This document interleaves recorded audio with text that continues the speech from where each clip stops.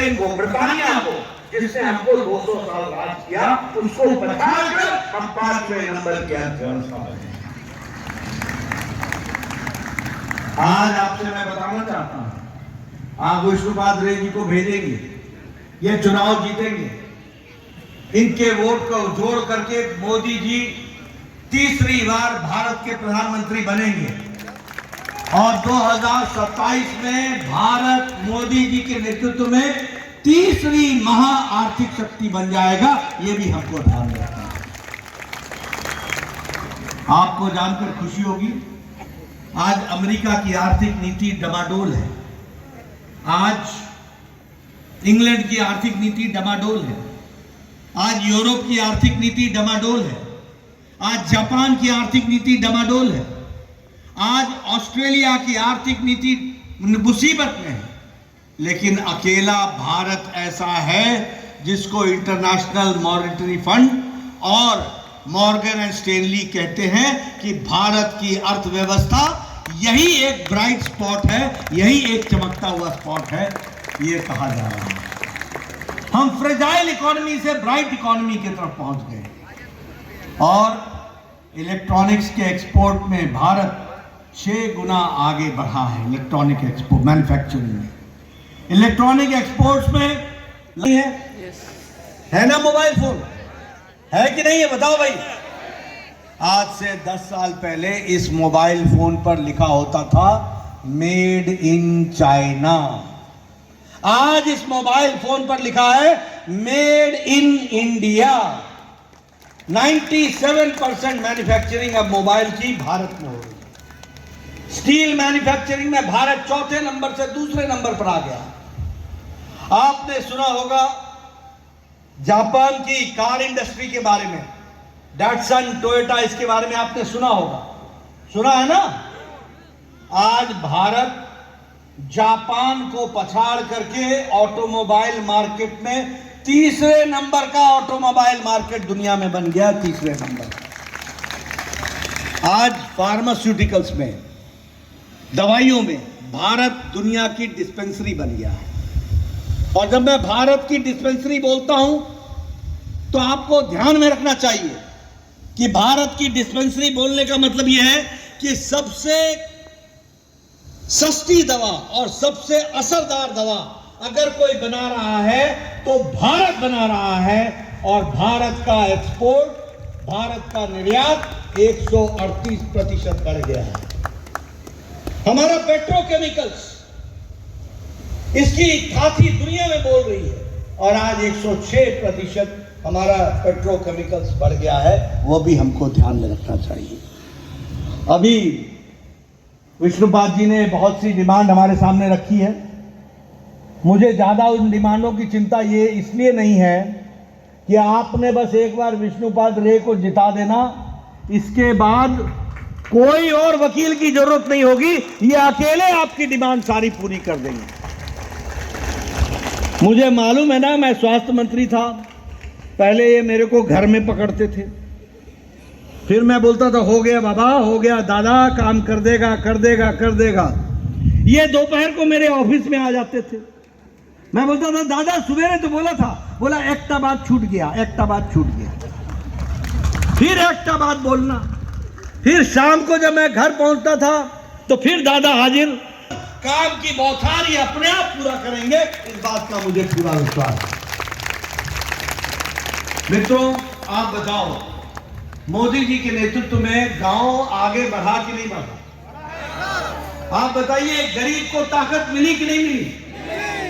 आप बताइए, किसान को ताकत मिली कि नहीं मिली? आप बताइए, युवाओं के अरमानों को पंख लगा कि नहीं लगा? आप बताइए, किसानों की चिंता हुई कि नहीं हुई?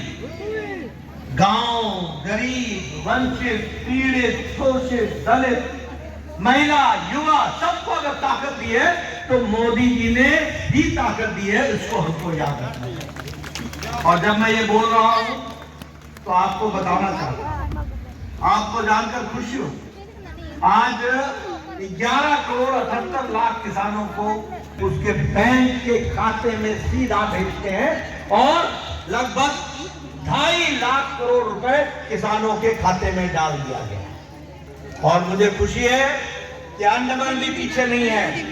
16,000 किसान अंडमान द्वीप समूह के हैं जिनके खाते में 6,000 रुपए साल का डाला जा रहा है, उसको भी हमको याद है। उज्ज्वला गैस कनेक्शन, हमारी बहनें बताइए पहले लकड़ी के चूल्हे पर खाना बनाती थी कि नहीं बनाती थी? केरोसिन ऑयल पर खाना बनता था कि नहीं बनता था?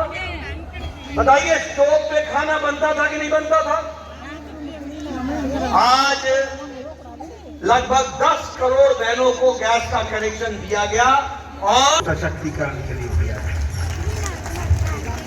आप बताइए जल जीवन मिशन, लगभग 11 करोड़ घरों को जल के नल, हर घर नल जोड़ा गया। और मुझे खुशी है कि अंडमान द्वीप समूह में भी 33,000 बहनों को हर घर नल, हर घर जल से जोड़ा गया है। ये भी आपको याद रखना चाहिए। और इसीलिए गांव की तस्वीर बनी। मैं अभी इससे पहले सिक्किम में था, कल मैं अरुणाचल में था। मैंने सिक्किम में लोगों को बताया, मैं आपको भी बताना चाहता हूं। खुशखबरी यह है कि इस साल आपको इंदिरा आवास योजना में एक पंचायत में 2 घर मिले हैं। अब बताइए किसको दें? मैं कहता था भैया क्यों ही रख ले, एक अनाथ 100 बीमार, मैं 2 घरों को लेके क्या करूंगा? इस 2 घर को लेके जाऊंगा तो पंचायत में झगड़ा हो जाएगा। आज प्रधानमंत्री मोदी जी ने 4 करोड़ पक्के घर बनाए हैं, 4 करोड़ पक्के घर बनाए और उसमें से 4,000 घर अंडमान द्वीप समूह में भी पक्के बने हैं। ये क्या कर रहे हैं? और आपसे मेरा निवेदन है, विष्णुदा को जिता के भेजोगे ना? इसके बाद कोई भी कच्चा छत अंडमान द्वीप समूह में नहीं रहेगा।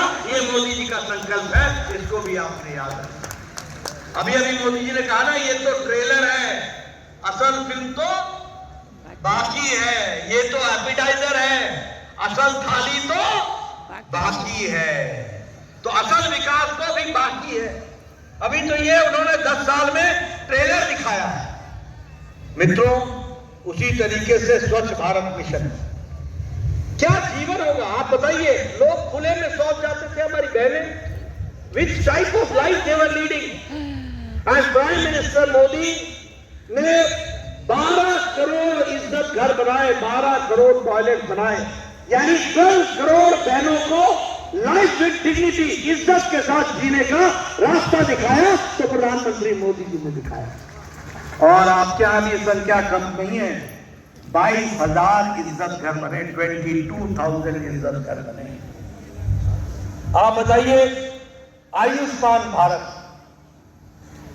विष्णु जी को याद होगा, मैं स्वास्थ्य मंत्री था, मोदी जी ने कहा कि कुछ बड़ा काम करो।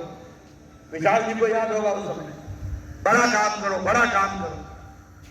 और उस समय मुझे याद है कि उन्होंने कहा कि गरीबों के लिए हेल्थ कवरेज दो। आज दुनिया में यूनिवर्सल हेल्थ कवरेज की बात हो रही है, मोदी जी ने हमको आदेश किया।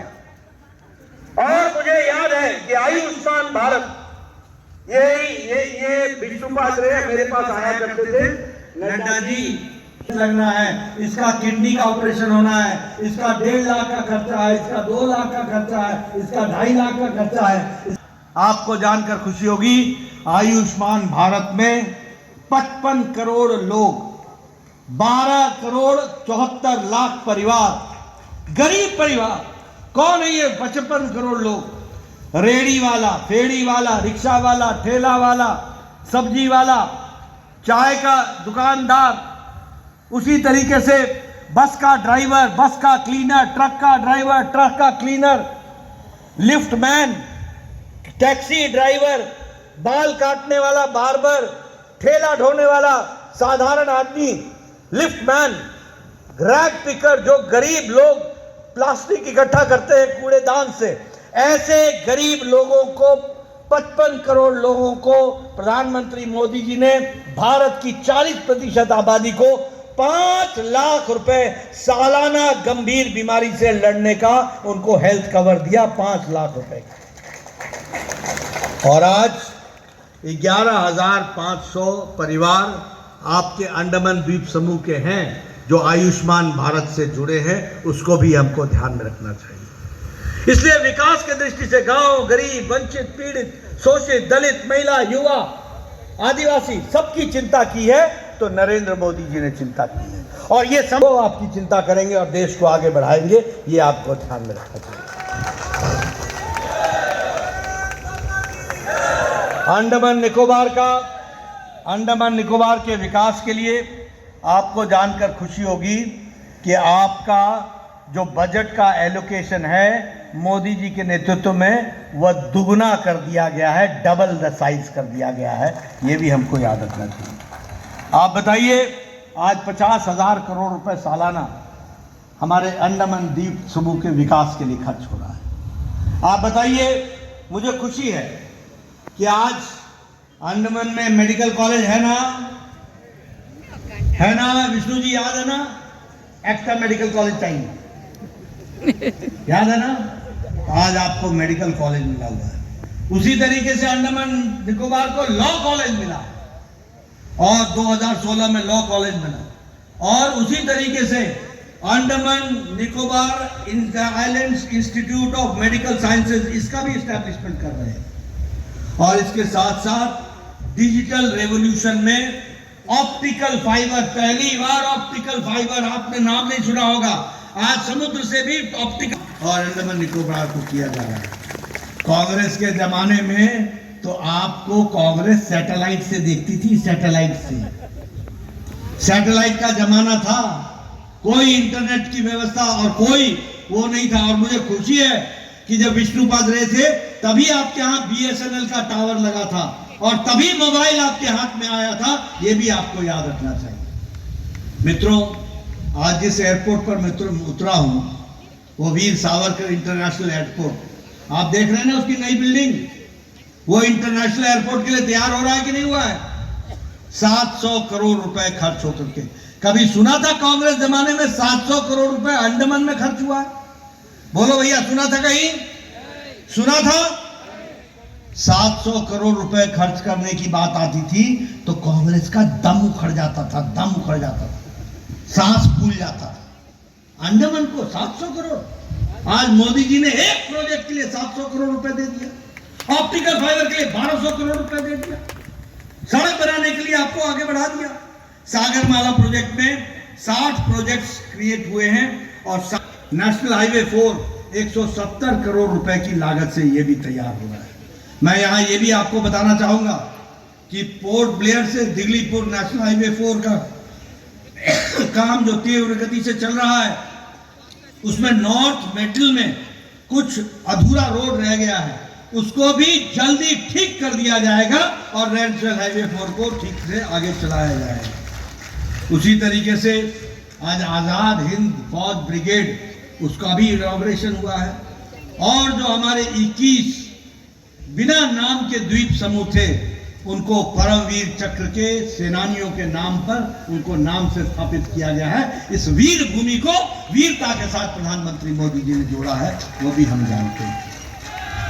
मित्रों, विकास की कहानी सुनाने लगूं तो एक पर एक कहानी हम बता सकते हैं। अभी यहां पर ट्रांसशिपमेंट का पोर्ट बनने का योजना बनी है। मित्रों, याद रखना, इसके बाद लोग सिंगापुर भूल जाएंगे, इसके बाद दूसरे पोर्ट भूल जाएंगे, 2 लाख से ज्यादा एम्प्लॉयमेंट होगा और यह अपने आप में ट्रांसशिपमेंट का और शिप का बहुत बड़ा हब बन जाएगा। इसको भी आप याद रखिएगा इसके लिए। और शायद इसमें 73,000 करोड़ रुपए खर्च हो रहा है, 73,000 करोड़ रुपए खर्च हो रहा है।